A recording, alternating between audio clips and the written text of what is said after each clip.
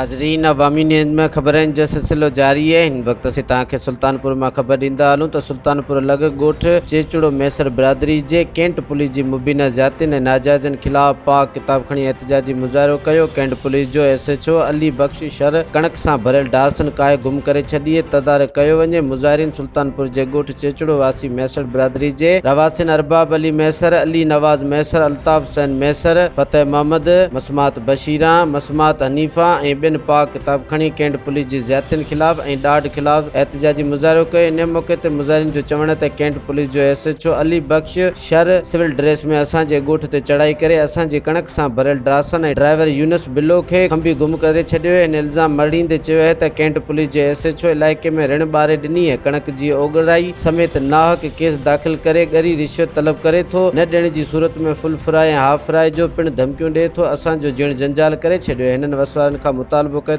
Cantt police जी मुबीना ज़ातियुनि जो notice वठी असां सां इंसाफ़ कयो वञे। मज़ीद खबरों और तफसीलात के लिए विजिट करें हमारी वेबसाइट www.awamiNewsHD.com।